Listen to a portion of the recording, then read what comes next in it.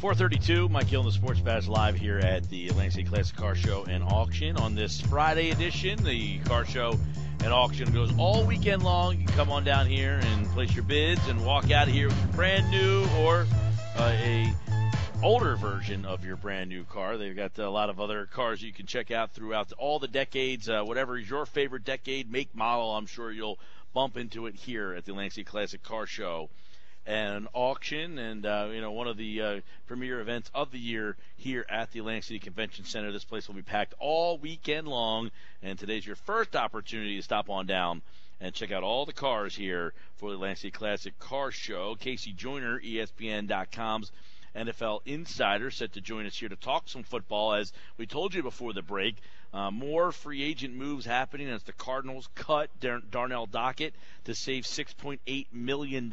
He's a guy who missed virtually all of last year with a torn ACL, and at 34 years old, probably a guy that is a little bit past his prime, and he will not be a guy that I would assume that the Eagles would be interested in, but he's a very strong run defensive guy. I mean, I wonder if he's a guy that makes sense playing on the opposite side of possibly Fletcher Cox in a rotational role with a Cedric Thornton. Darnell Dockett's going to be released. Also, we do know that Todd Herremans has been released as well, as we told you that yesterday. That comes down today. A lot of free agent news and notes as we take a look at NFL free agency with Casey Joyner here on the Sports Bash 97.3 ESPN. He joins me here to take a look at some of the NFL offseason stuff that is going down. Casey, how are you? Hey, live long and prosper, if I can get that out. Yeah, well, let's say this. First off, in this NFL free agent game, you say live long and prosper. This seems like a game where if you sign a contract, you might not be living long or prospering off that contract very much so. It seems that a lot of these deals are getting nixed well before they're getting to the end. We saw Herremans just sign a 5-year deal 2 years in. He gets knocked off here. I mean, I wonder if, we just had the lockout a couple of years ago, if this is going to be something that comes up again, that these deals are just so insignificant to some of these players. Do you think that down the line we're going to see some sort of more of labor problems? It's possible. The players know when they sign these contracts, though, they're signing contracts that are kind of inflated deals. I remember to work on some agents over the past, and most of the dealings I had with player agents were really good, but you still had instances where agents were of the mindset that, hey, I landed a $35 million deal, when in reality it was, a $15 million deal or $20 million deal. They want to get those numbers as high up as they can. So the players know that they're inflated, and the agents know that they're inflated. So I get that teams are doing these sorts of things, but I think that players know that, when the deals are built in, that they may be signing a 5-year deal, but in some cases you might be talking a 3-year deal, and year 4 is probably never going to happen, or at least it's going to be the starting point of a renegotiation. All right, last time we talked, Casey, you had written that article at ESPN.com about the Eagles really needing to break the bank and doing whatever they need to do to get Marcus Mariota. Today, an article here locally suggesting that there's building evidence that the Eagles are determined to get Mariota, and we've seen some recent mock drafts where the Eagles have moved all the way up to go get him in those deals. My question really is, he fits what the Eagles are doing, and the Eagles want to get him, and they might be determined to get him. But realistically, do you look at him as worth what the package is going to be? Do you look at his talent and say, you know what, it doesn't matter what they have to give up, he is going to be worth it for this team? Because I think there's a lot of people who are saying, if he's not worth it to other teams, is he worth it to Philadelphia? And if he's not worth it to these other teams, are they going to make Philadelphia overpay so much because of where they currently stand at 20? I'll put it this way. If the Eagles decide they want to go all in and trade for Mariota, they're at the same time saying they're going all in with Chip Kelly, because Mariota's a very talented quarterback, but if you want to put him into a system other than the Kelly system, you're going to have to develop him into a drop-back passer. It's going to take time. He can do it. He's got the work ethic, and he's got the physical skills to be able to be that type of quarterback, but it's not something that's going to happen overnight. But if you're the Eagles and you're saying we're going to go in, we're going to give you this year's first rounder, next year's first rounder, second rounder, Foles, whatever the package ends up being, if they end up being able to do that, you're also saying we're going in long term with Chip Kelly. This isn't a 1 or 2 year thing. It's not just that we just gave him personnel power this year. We're saying he's our guy for the next 5, 6, 7, 10 years. I mean, you're saying he's your guy because this is the kind of commitment you're going to have to make to get Mariota. Casey Joyner, ESPN.com, NFL Insider here, taking a look at NFL free agency, some news and notes happening in the offseason. Mariota is such – can you remember a guy where he fit one team so much more than he fit virtually all the other teams in the league? I can't even think of a guy who comes close. But is this the case, that he fits the Eagles and virtually no other team on anywhere near the same level? Yeah, it's because, Kelly makes the transition from the college to the pros, and usually you don't have coaches who do that and who make a successful transition. First off, just successful period. Second off, success that quickly, going from being what he was with Oregon, taking him to national championships, and then coming to Philadelphia and getting to the playoffs and having a team that nearly makes the playoffs the next year. I mean, that's a rarity, and to be in a position, if he can get there, to be able to get to that quarterback, it's a rare thing. I mean, even think about a couple years ago when there's Andrew Luck and there's Robert Griffin III, and they're two very different quarterbacks. And yet you'd look and you could say, okay, Luck probably fits with most systems, but say he doesn't fit with Washington's system at the time because Shanahan's running that rollout system. And you could look at where RG3 was. You could say he kind of fits Washington's system, and if you put him in Indianapolis, he wouldn't fit. I mean, even those guys, even with those two talents, you still couldn't find places where you'd say these guys are just perfect fits of where they're going. So it's a rare thing to have a guy who's going to be that good of a fit for a certain type of system. The question becomes, yes, he is a very good and talented quarterback. You chronicled last week some of the great things that he has done. Some of the interesting things, though, about him, only 5 snaps under center in his college season, which I guess doesn't matter because Philadelphia doesn't do all that all much. He said he hasn't called a play in a huddle since high school, really. I mean, that's something that, it seems so second nature, but typically they're all looking over. I guess Philadelphia would do something similar. All those things taken into account, do you think other teams are too afraid to invest on him because of this, and that he could, much like Teddy Bridgewater, start to slide down the draft boards?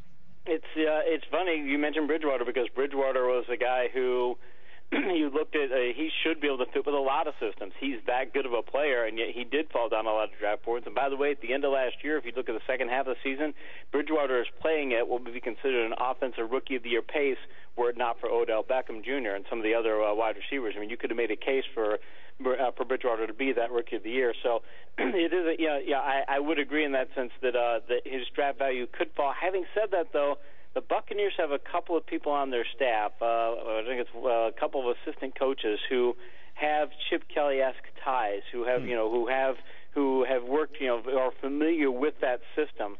So it may be that if their voices are heard in Tampa Bay, that they could say, "Hey, we really want this guy to come down here," and it could be that's why Tampa Bay is maybe throwing some smoke screens around, saying, "Hey, this is what we're looking for here." Because maybe Tampa will say, "We don't care what kind of package you give us. We think this guy's a franchise quarterback, and we're never going to send him your way." So it could be that Tampa goes in and takes him.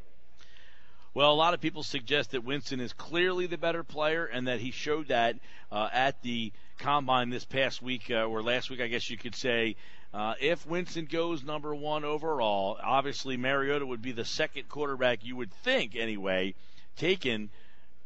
At that stage, where is a fit other than Philadelphia? Because I heard Sal Paolantonio on a New York radio station say basically, why aren't other teams interested in this guy as much as Philly? And his answer really was, because you're going to get fired. You don't run the right offense. This guy doesn't have the skill set to run an offense. And I never heard of a guy get drafted in the first round who virtually doesn't fit any other team. It just seems so bizarre, Casey, doesn't it? It does. And mind you, the thing is, you'd like to think that it'd be, you'd like to think that a team would say, okay, if we draft Mariota, we know we've got a guy who can be a franchise quarterback, and we're going to be patient with him. But in today's day and age, there isn't patience. There never was patience that much in the past in the NFL, but you might still have a coach who be able to give a coach a couple, 3, 4 years and say, hey, we're going to stick with this guy. But in today's day and age, I mean, if you don't have success right now, unless you've got some built-in, if you're Bill Belichick and you were to go 6-10, okay, then I got to throw in the towel on you after 1 year there. But unless you've got that kind of a background, yeah, you're going to be thinking about you're going to be costing yourself your job. So I mean, let's say the New York Jets. If you're the New York Jets and you're top Bulls, I mean, you just got there. Great, you bring in Mariota. Maybe because you're a new coach, they might give you a little bit of leeway. But what if it gets to year 2 or year 3 and things still aren't going, and you're still finishing 7-9? They might can you then. So I mean, if you're him, you're thinking, I got to win today. I can't think about developing a quarterback over a 5-year plan. Do you look at Mariota from what you've seen from him and think that he will be a successful player regardless of the team he fits in? I mean, a lot of it is the system that you go in. I don't know that Nick Foles is in Kansas City and is lighting it up the way he did when he's playing here in Philadelphia. I think the system has a lot for a lot of different players. But do you look at Mariota from what you've seen from him and say, yeah, he'll be a success at some point regardless of where he goes? Does he have the right makeup and skill set? John Madden used to talk about not wanting to throw in coaches out into out in the field too early, because if he did, you could get them hit and beat up, and if they got hit and beat up, they would never play up to their talent level. You could break their confidence, as it were. I think it would put Mariota into a system where there's structure, where you said you're going out there day one, you're going to be a drop back quarterback, we're putting you behind a bad offensive line, and you're going to get the tar beat out of you. Yeah, you're probably going to break the guy, and he's probably not going to be a successful quarterback. But if you put him in any system where you say, okay, we're going to give you time to develop, we're going to give you a good offensive line, we're not going to ask you to be the savior, we're going to ask you to be a really good starting quarterback, I think no matter where he goes, he could be successful. It's just you're probably going to have to be more patient with him, because he does have to make some changes, unless you're willing to say we're going to run the Chip Kelly offense, which really, outside of Kelly, nobody's, people are running elements of it, but nobody's running the offense the way he's running it.